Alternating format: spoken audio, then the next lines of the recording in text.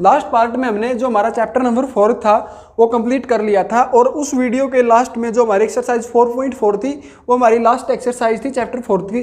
तो उसमें मैंने बोला था कि हम नेक्स्ट वीडियो में चैप्टर नंबर 4 के मल्टीपल चॉइस क्वेश्चन करेंगे, तो वो हम नहीं करेंगे, क्योंकि अगर आप करना चाहते हो तो आप कमेंट बॉक्स में लिखिएगा, तो हम जरूर उसके लिए अलग से वीडियो बनाएंगे प्रत्येक चैप्टर की, जिसमें सिर्फ मल्टीपल चॉइस क्वेश्चन होंगे, और वो आपको बहुत ज़्यादा हेल्प करेंगे एग्जामिनेशन में, क्योंकि लगभग 15 या 16 नंबर्स के हमारे मल्टीपल चॉइस क्वेश्चन होते हैं, तो उसमें प्रत्येक चैप्टर से 1 या 2 क्वेश्चन जरूर होता है। तो अगर आप वो चाहते हैं तो आप कमेंट कीजिएगा, हम जरूर वीडियो बनाएंगे। तो इस वीडियो में हम जो हमारा चैप्टर नंबर 5 है अरिथमेटिक प्रोग्रेशन वो स्टार्ट करेंगे, और चैप्टर 5 का हमारा ये पार्ट नंबर 1 होगा। तो चलिए ज़्यादा देर ना करते हम स्टार्ट करते हैं। उससे पहले मैं आपको बता दूं इस वीडियो में हम क्या क्या पढ़ेंगे। इस वीडियो में हम इंट्रोडक्शन पढ़ेंगे चैप्टर 5 का। इसमें सिर्फ हमारा इंट्रोडक्शन ही कंप्लीट होगा, और जो एक्सरसाइज होगी हमारी 5.1 वो शायद आज स्टार्ट ना हो पाए, नेक्स्ट पार्ट में करेंगे। इसमें हम बिल्कुल डिटेल में पढ़ेंगे कि अरिथमेटिक प्रोग्रेशन क्या होता है, कहाँ से आया है, कैसे क्या होता है अरिथमेटिक प्रोग्रेशन, और इसमें जो चैप्टर होगा हमारे किस तरह के क्वेश्चन होंगे और कौन कौन से मेथड हम यूज़ करेंगे। तो चलिए ज़्यादा देर ना करते हुए हम इसको स्टार्ट करते हैं। तो आपको जब हम छोटी क्लासेस में थे तो आपको ऐसे क्वेश्चन जरूर दिखे होंगे कि कंप्लीट दी फॉलोइंग पैटर्न, या आपकी जो डेली लाइफ है आपने उसमें पैटर्न जरूर दिखे होंगे। तो पैटर्न मान लिया, हम एग्जांपल लेते हैं, तो पैटर्न आपके कुछ इस प्रकार होते थे। मान लिया कि 1 3 5 7 कुछ ऐसे दिए होते थे, और आपको ऐसे क्वेश्चन मिलते थे कि कंप्लीट दी फॉलोइंग पैटर्न। ठीक है, तो इस चैप्टर में हम इसको पैटर्न नाम ना देकर सीक्वेंस देंगे। क्या नाम देंगे? सीक्वेंस। अरिथमेटिक प्रोग्रेशन पर हम बाद में आएंगे और पता चलेगा कि अरिथमेटिक प्रोग्रेशन होता क्या है। ठीक है, तो इसको क्या नाम देंगे हम? Sequence.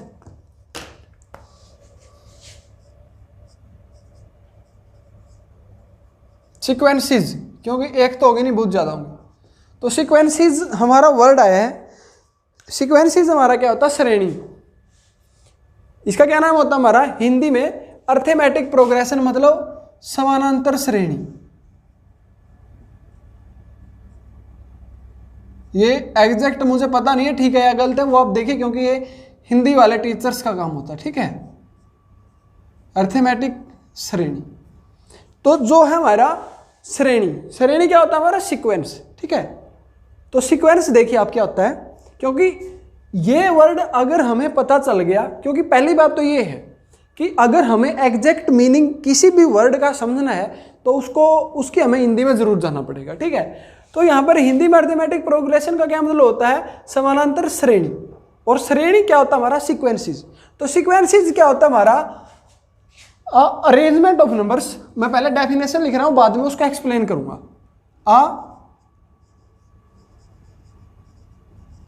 Arrangement of numbers, arrangement of number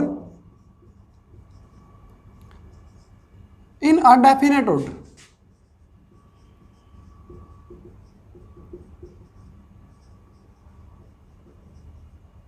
according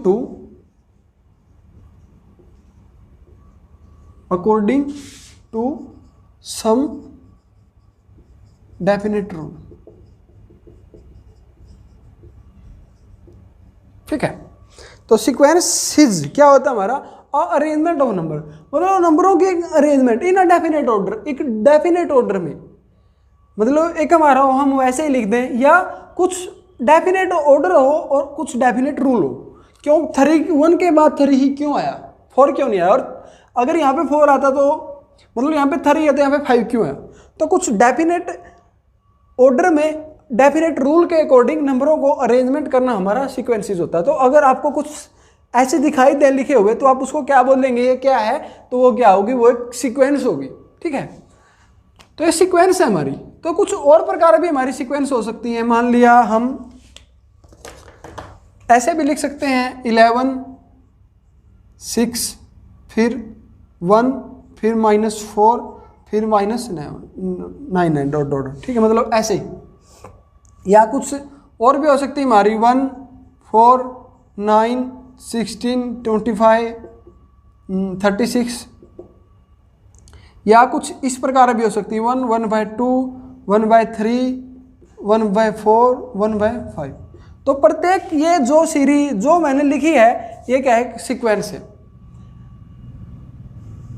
तो सीक्वेंस क्या होती है हमारी, डेफिनेट ऑर्डर के अनुसार और एक डेफिनेट रूल के अनुसार नंबरों की अरेंजमेंट करना सीक्वेंस होती है। तो सीक्वेंस तो आपके जो माइंड है अभी उसमें एक फिगर बन गई होगी कि हाँ ये सीक्वेंस होती है, लेकिन सीक्वेंस का एपी से क्या रिलेशन है वो बाद में हम जो अर्थमेटिक प्रोग्रेशन है उसको क्या बोल सकते हैं हम, एपी। इसके साथ देखेंगे कि हाँ अर्थमेटिक प्रोग्रेशन पढ़ने से पहले, एपी पढ़ने से पहले हम सीक्वेंस क्यों पढ़ रहे हैं, ठीक है। तो ये बात आपको समझ में आई होगी। तो जो सीक्वेंस है हमारी वो दो टाइप की होती है, टाइप ऑफ सीक्वेंसेस।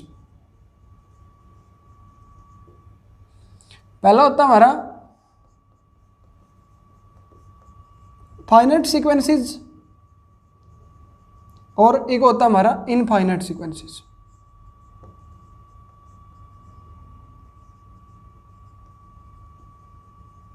तो फाइनाइट सीक्वेंसेस क्या होता है हमारा, जब हमारे पास जो उससे पहले हम एक वर्ड और पढ़ते हैं टर्म।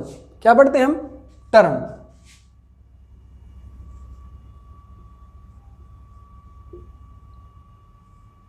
टर्म क्या होता है हमारा, एवरी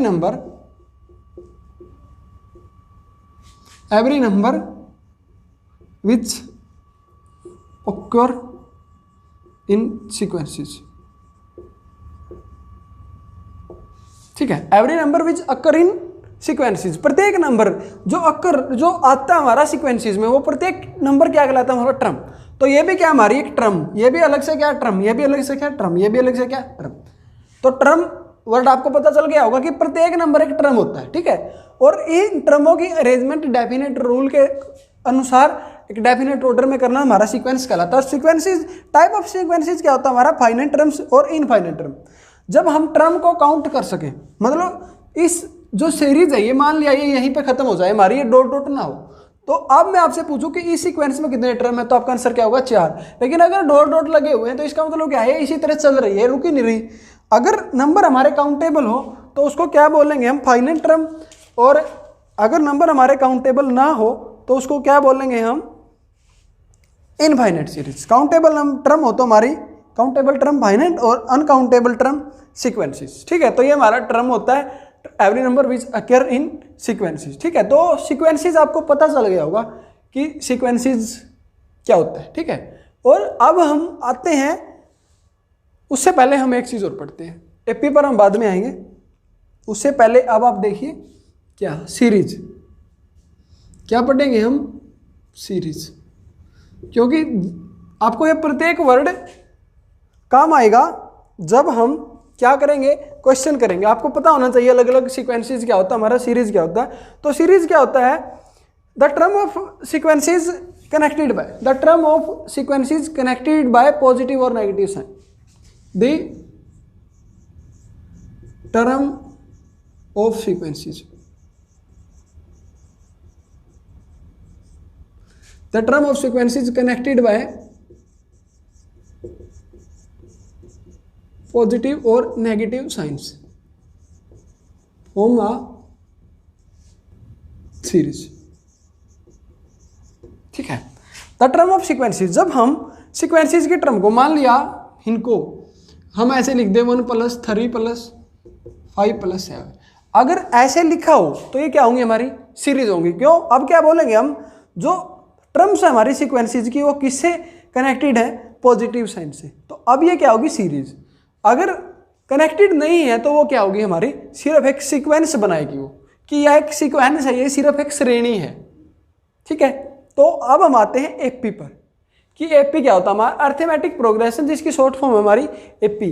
तो एपी को डिस्कस करते हैं। तो अगर आप यहाँ से कुछ नोट करना चाहते हो तो you can note it, so please pause the video if you want to note it. तो चलिए अब डिस्कस करते हैं हम एपी को। अगर मैं आप चाहता तो आपको सीधा डायरेक्ट इस वीडियो को हम यहाँ से भी स्टार्ट कर सकते थे, लेकिन एपी का डेफिनेट मीनिंग, एक एग्जैक्ट मीनिंग समझने के लिए हमें sequences, type of sequences, terms सभी के बारे में पता होना जरूरी था।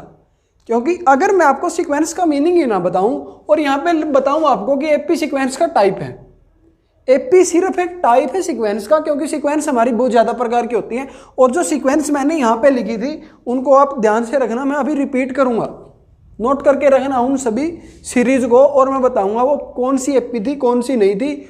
और अदर्स मतलब 4 एपी लिखी थी, चारों हमारी अलग अलग थी, ठीक है। तो उनके बारे में थोड़ा डिस्कस और करेंगे। उससे पहले हम एपी पे आते हैं कि हमारी एपी क्या होती है। एपी क्या होती है हमारी, जैसा मैंने यहाँ पे मीनिंग लिखा है, एपी क्या हमारी शॉर्ट फॉर्म है अर्थमेटिक प्रोग्रेशन की। और अर्थमेटिक प्रोग्रेशन का हिंदी में क्या मीनिंग है, समानांतर श्रेणी। श्रेणी हमने पढ़ लिया सीक्वेंसेस कि arrangement of numbers in a definite order according to some definite rule, ठीक है। अब आते हैं हम समानांतर, या हमारे दो, जब हम इसको पढ़ रहे हैं समानांतर दो वर्ड हमारे हैं, तो ये क्या हमारी एक संधि है।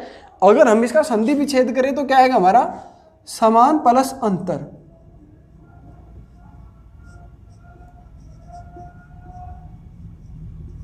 समान प्लस अंतर मतलब एक ऐसी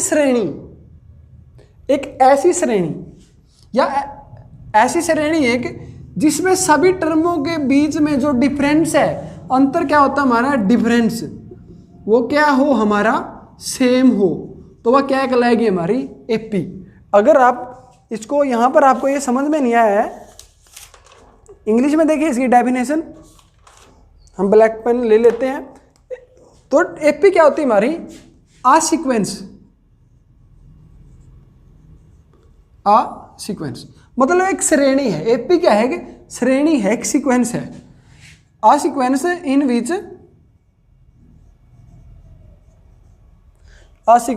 विच कैसे लिखें हम इसको,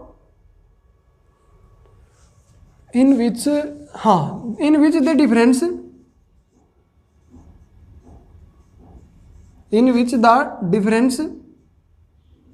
between every term is constant और कॉमन। मतलब एक ऐसी सीरीज या सीक्वेंस, इसको सीरीज भी बोल सकते हैं, अगर प्लस के साइन लगाएं तो वो सीरीज बन जाएगी। A sequence in which the difference between every term is constant और कॉमन। इसका मीनिंग समझिए आप, एक ऐसी श्रेणी, ऐसी सीरीज जिसके बीच प्रत्येक जो टर्म होगी उनके बीच का डिफरेंस क्या होना चाहिए, सेम। अब हम आते हैं जो हमने पहले वाली श्रेणी लिखी थी, जो सीक्वेंस लिखी थी, वो क्या थी हमारी 1 3 5 7 9, कुछ ऐसे लिखी थी। तो अब आप ये देखिए, ये हमारी सीक्वेंस है, सीक्वेंस आप समझ गए होंगे। तो यहाँ पर ये क्या हमारी टर्म है, ये प्रत्येक टर्म है, इसको मान लिया ये T1 है, टर्म 1, ये मान लिया T2 है, ये क्या हमारी T3 है, ये क्या हमारी T4 है, ये क्या हमारी T5। तो अब हम अगर T2 में से T1 को माइनस करें तो क्या आएगा हमारा, T1 माइनस T2 क्या है हमारा 2, क्योंकि 3 में से 1 माइनस करें तो 2, क्योंकि वैसे भी अलग से दिखाई दे रहा है। यहाँ पर क्या, किस चीज़ का गैप हमारा, किस चीज़ का डिफरेंस है, 2 का, यहाँ पे भी 2 का, यहाँ पे भी 2 का, यहाँ पे भी 2 का। अगर प्रत्येक टर्म में डिफरेंस हमारा सेम हो, किसी भी सीक्वेंस की प्रत्येक टर्म में अगर हमारा डिफरेंस सेम हो, तो वो क्या सीक्वेंस, वो क्या बन जाएगी, वो क्या कहलाएगी, वो एक एपी कहलाएगी। और 11th क्लास में आप जीपी पढ़ोगे, या अगर एलिमेंट है तो उसमें भी जीपी है हमारी, ठीक है। तो अभी तक तो हमारी एपी है, एपी सीक्वेंस का सिर्फ एक टाइप है, ठीक है, जिसमें प्रत्येक टर्म में डिफरेंस क्या होता है हमारा, सेम होता है।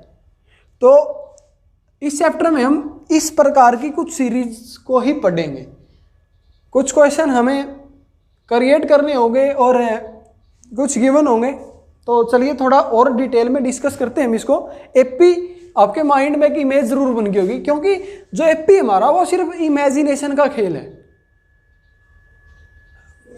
क्या होता है कि टीचर्स करवाते रहते हैं, स्टूडेंट्स करते रहते हैं, लेकिन एक जो इमेज थी क्वेश्चन की वो नहीं बन पाती।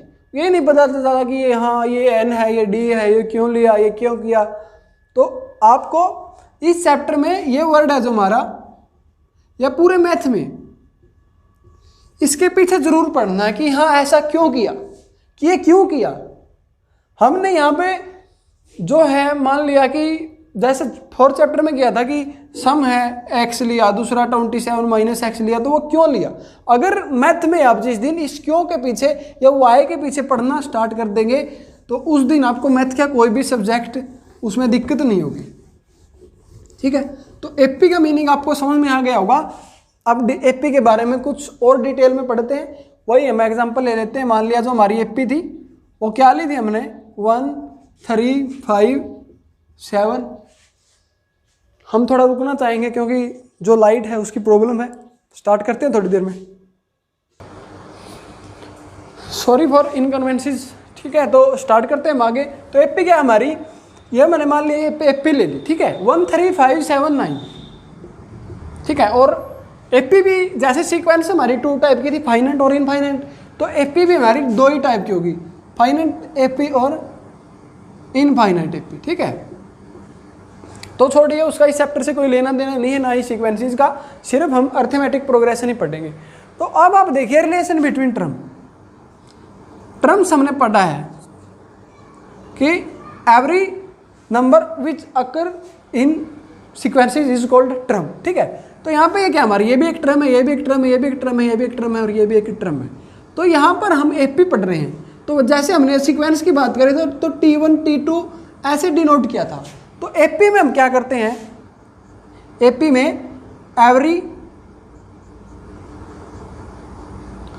Term is denoted by A1। पहली टर्म को क्या डिनोट करेंगे हम A1, क्योंकि एपी है, इसका मतलब एपी का पहली टर्म, A2 एपी की सेकंड टर्म, A3 एपी की third term, dash dash dash dash AN AP की nth टर्म, ठीक है। तो ऐसे डिनोट करते हैं। और अब देखिए, अब एपी में जो सेकंड कैरेक्टरिस्टिक है हमारी, हम इसको बोल सकते हैं कि कैरेक्टरिस्टिक ऑफ एपी, कि एपी की क्या विशेषता है, ठीक है। तो सेकंड क्या थी हमारी, difference between every term is common या सेम, ठीक है। तो आप अब ये समझ गए होगे। और कुछ होगी, अभी तक आप ये डिनोट कर लिए, आगे हम इसको बाद में करेंगे, क्योंकि ऐसे तो हमारा बहुत ज़्यादा चला जाएगा और आपको कुछ समझ में भी नहीं आएगा। अब प्रैक्टिकली करेंगे, लिखेंगे नहीं अब, ठीक है। तो मान लिया ये हमारा क्या होगा, जो प्रत्येक टर्म है वो किससे डिनोट करी जाएगी, A1 A2 A3 से, A1 A2 A3 A4 A5, ठीक है। और मान लिया मैंने यहाँ पे लिखा 31, ठीक है। तो ये क्या होगी हमारी AN, क्योंकि अब आप देखिए यहाँ से, इसका हमें पता है ये पहली टर्म है, इसका हमें पता है ये दूसरी टर्म है, इसका भी हमें पता है ये थर्ड टर्म है, इसका हमें पता है ये फोर्थ टर्म है, लेकिन इसका हमें पता नहीं है कौन सी टर्म है, क्योंकि ना जाने इसके बीच कितनी टर्म हो, ठीक है। तो हमने इसको क्या मान लिया, AN nth टर्म। मतलब वो हम निकालना सीखेंगे कि how to find out the nth term, nth term को हम कैसे निकालें, ठीक है।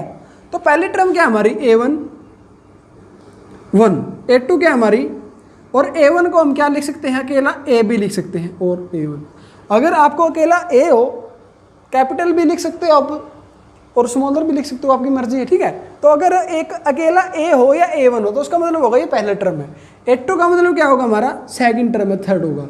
A3 क्या हमारी 5, ठीक है। तो अब यहाँ से थोड़ा ध्यान से समझना, क्योंकि अब एक्चुअली जो आपके क्वेश्चन है वो यहीं से आपको समझ में आना शुरू होंगे और कैसे राइज होंगे, फिर ज़्यादा दिक्कत नहीं आएगी।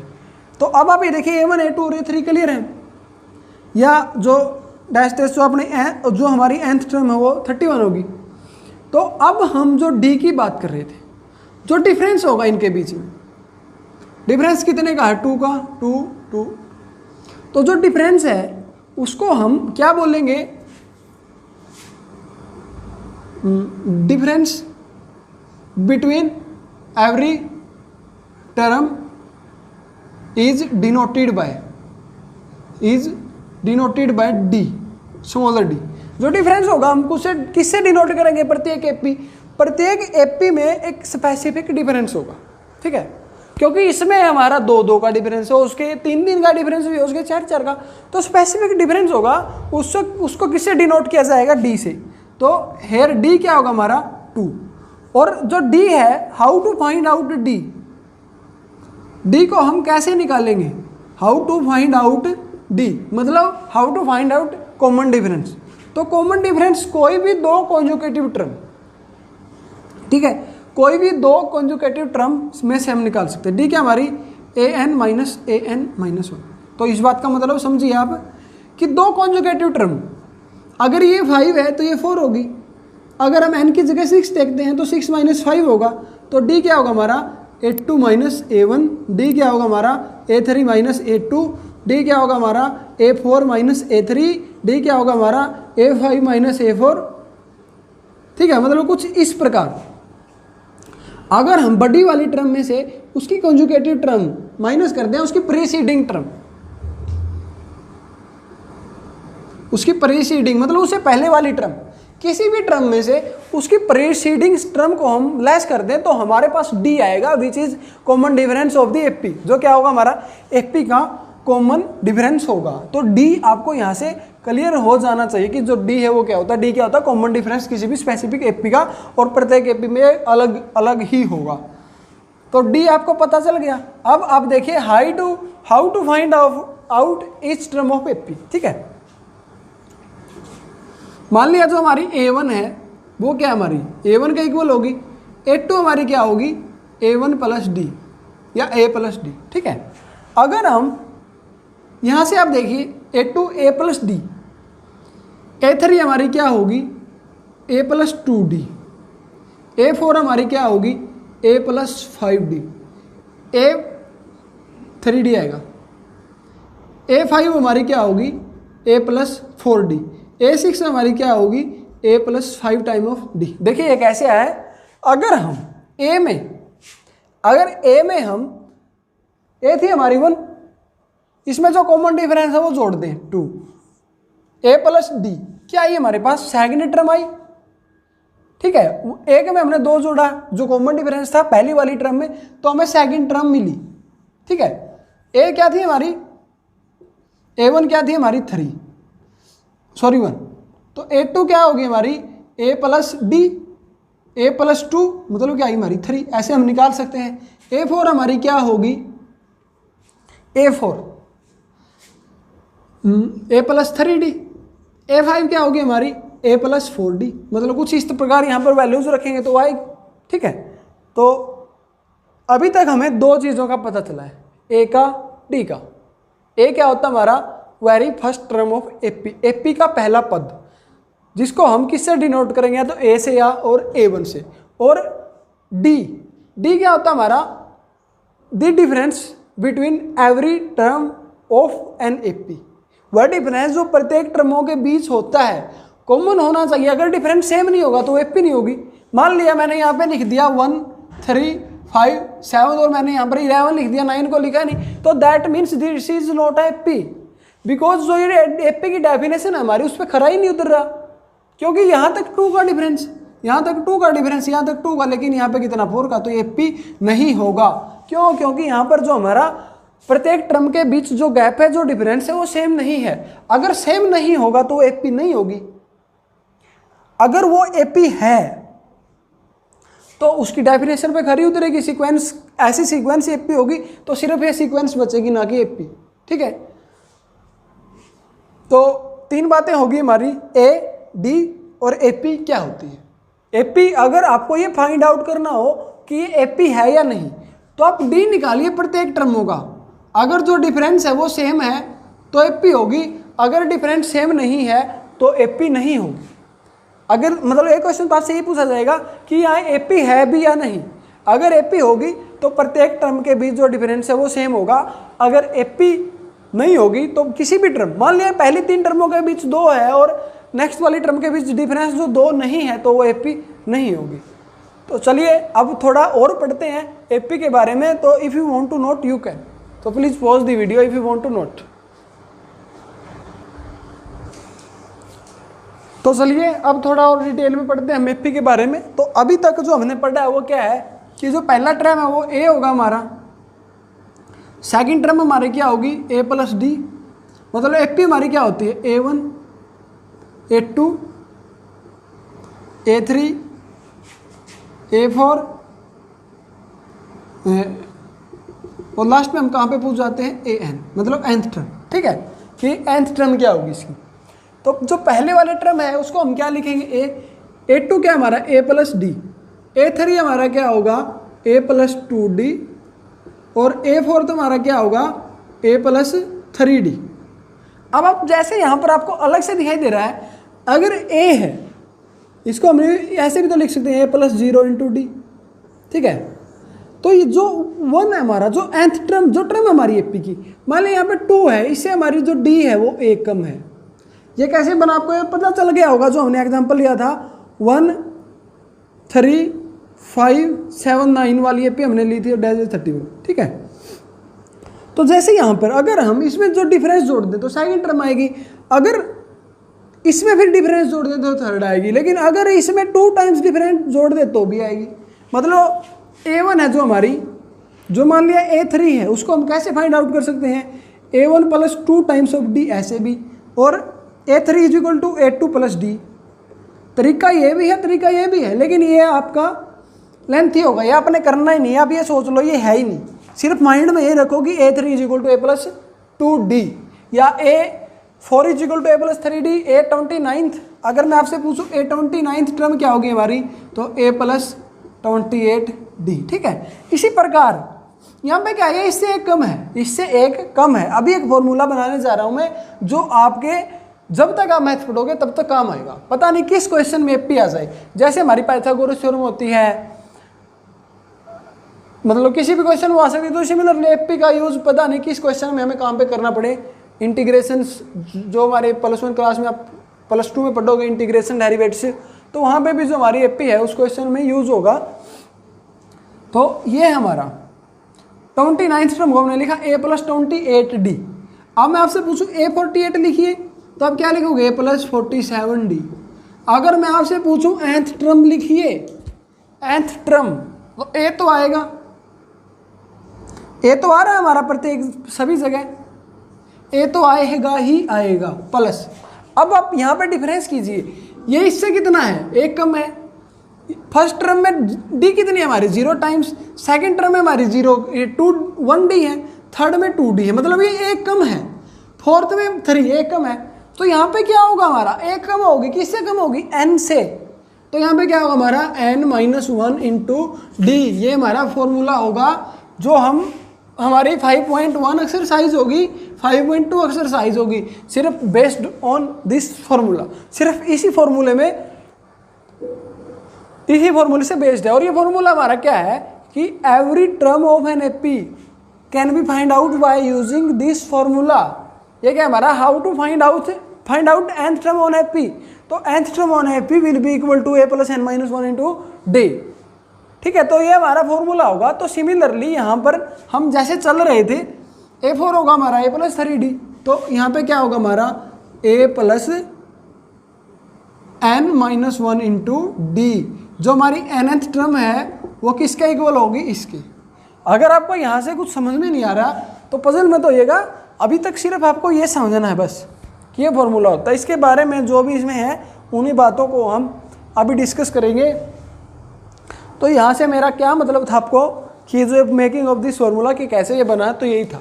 ठीक है, तो आइए अब जो हमारा ये फॉर्मूला है इसको पढ़ते हैं थोड़ा और डिटेल में।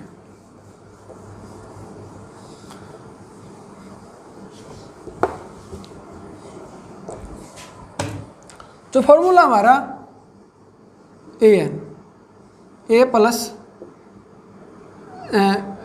n-1 इंटू डी, ये फॉर्मूला हमारा। यहाँ पे ना हमारी 4 बातें हैं, पहली, दूसरी, तीसरी और ये फोर्थ। ठीक है, 4 वैल्यू हमारे पास। तो किसी भी क्वेश्चन में एपी का आप कर रहे हो तो आप तभी कर सकते हो जब यहाँ 4 में से 3 हमारे पास हो, 4 में से 3 हमारे पास हो, तो तभी जो आप फोर्थ वैल्यू वो निकाल सकते हैं। दूसरी बात ये, अगर आपके पास 4 में से 2 हैं तो आप उसको सोल्व नहीं कर सकते, उसके लिए आपको एक इन्फॉर्मेशन या एक इक्वेशन आपके पास होनी चाहिए। ठीक है, तो एपी है जो हमारा, उसमें जो 3rd चैप्टर हमने किया है वो भी हम यूज़ करेंगे। तो यहाँ पर हमारी 4 बातें हैं। सबसे पहले nth क्या है, nth क्या हमारा, any term of AP, any term of AP कि एपी की कोई भी टर्म है ये। दूसरी बात है हमारी ए क्या है हमारी first term of AP, first term of AP. जो हमारा एन है वो क्या हमारा नंबर है किसी भी टर्म का, नंबर ऑफ टर्म, जो टर्म है उसका नंबर है ये। और डी क्या हमारा common difference between every term of an AP, मतलब उस एपी के प्रत्येक टर्म के बीच का जो गैप है वो कॉमन डिफरेंस होगा। तो चारों की चारों चीज़ें आप समझ गए कि क्या होंगी, ए एन क्या होगा, ए क्या होगा और एन क्या होगा, डी क्या होगा और ये क्या। ठीक है, तो अब कुछ क्वेश्चन करते हैं हम, तब जाके थोड़ा और ज़्यादा आपका ये क्लियर होगा।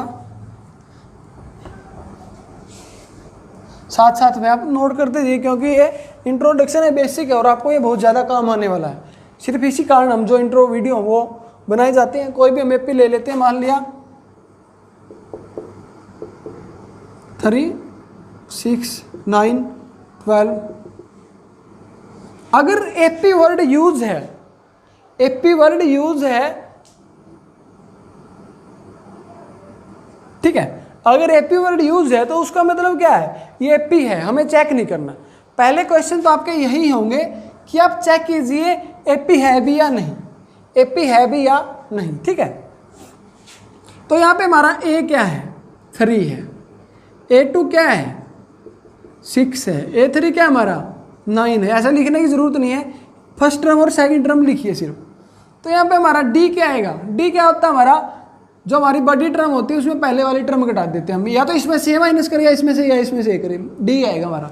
तो डी क्या होगा हमारा 6, मतलब जो जर्नल टर्म होती है हमारी A2 माइनस A1, क्या होगा हमारा 6 माइनस 3 इज इक्वल टू 3। तो डी आ गया हमारा, ए आ गया। और अगर मैं आपसे पूछूं कि आप इस एपी का 20वीं टर्म निकालें, find 20th term of this AP,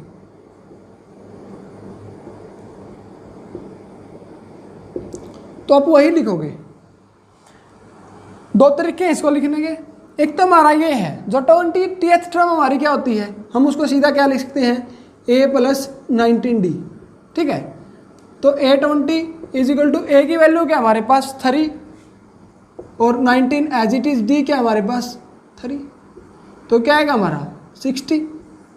ऐसे भी हम निकाल सकते हैं और ऐसे भी कि an हमारा क्या होता है a plus n minus 1 into D, कि हमें निकालना है nth क्या होता है हमारा number of term, number of term क्या हमारा 20 है, तो A20 हमें निकालना है। तो यहाँ पर क्या रखेंगे हम, a की वैल्यू 3 प्लस n की वैल्यू क्या है जो निकालनी है हमें 20, तो 20 में से 1 लाइस करेंगे तो हम क्या बचेगा हमारे पास 19 इंटू डी। तो सेम ही द्वारा है, तो यही तो हमारी सेम ही बात है। तो ऐसे भी आप निकाल सकते हैं, ऐसे भी। चलिए तो कुछ क्वेश्चन और डिस्कस करते हैं हम, ताकि जो एपी है वो थोड़ा और क्लियर हो। तो चलिए अब कुछ और एग्जांपल हम डिस्कस करते हैं। तो हमारे पास ऐसे क्वेश्चन भी हो सकते हैं कि find the following, for the following AP find common difference, मतलब एपी हमें गिवन है, हमें डिफरेंस निकालना कॉमन डिफरेंस। तो डिफरेंस हमारा क्या होता है, जो कॉमन डिफरेंस है वो क्या होता है हमारा, डी से उसको डिनोट करते हैं। तो क्या होता है हमारा, कोई भी बड़ी टर्म है से उसकी प्रीसीडिंग टर्म से पहले वाली टर्म माइनस कर देंगे। तो डी क्या होगा हमारा A2 माइनस A1, तो A2 क्या हमारे पास -1 और फिर साइन माइनस का, A1 क्या हमारी -5। यहाँ पे आप गलती मत करना, क्योंकि ये नहीं होगा -1 एज इट इज, उसके बाद माइनस का साइन जो हमारा फॉर्मूला है, और A1 भी क्या हमारा नेगेटिव है। तो ऐसे लिखेंगे हम, जब 2 साइन इकट्ठे नहीं लिखते हम ब्रैकेट का यूज करेंगे। तो -1 और ये क्या होगा हमारा +5, तो 5 में से 1 गए 4 बच गया। तो कॉमन डिफरेंस क्या होगा हमारा इस वाली एपी का 4। अगर इसका हम कॉमन डिफरेंस निकालें तो क्या होगा हमारा A2 माइनस A1, A2 क्या हमारी 1/4 माइनस फिर माइनस के 1, तो क्या होगा ये प्लस होगा 1/4 + 1, तो क्या होगा हमारा ये 5/4। मतलब कुछ ऐसे क्वेश्चन भी आपसे पूछे जा सकते हैं कि कॉमन डिफरेंस निकालिए, तो बहुत ज़्यादा इजी क्वेश्चन होंगे। इसमें आपको कुछ नहीं करना, प्रीसीडिंग टर्म्स आपको माइनस करनी है किसी भी टर्म में से।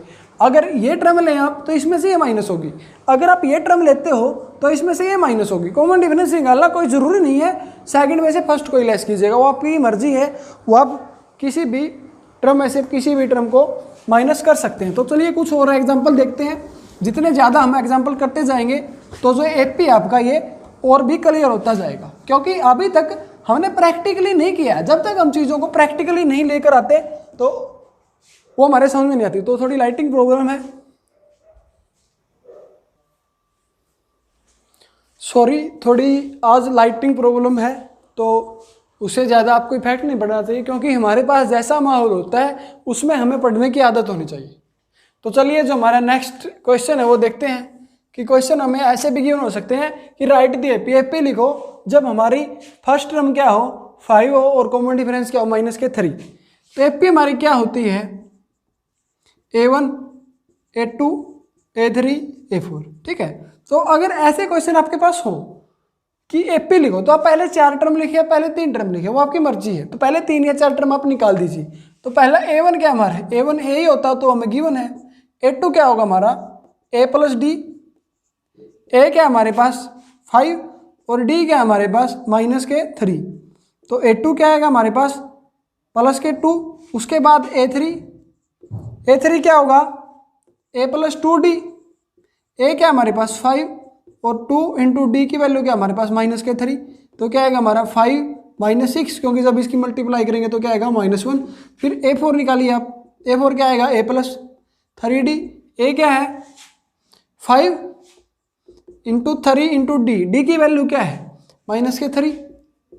तो 5 - 9 क्या आएगा हमारे पास -4। तो हमारी जो एपी है वो क्या होगी, फर्स्ट टर्म क्या हमारी 2, थर्ड टर्म क्या हमारी, सेकंड टर्म नहीं निकाली, हाँ फर्स्ट टर्म 5 है, सेकंड टर्म 2 है, थर्ड टर्म -1 है और फोर्थ टर्म -4 है।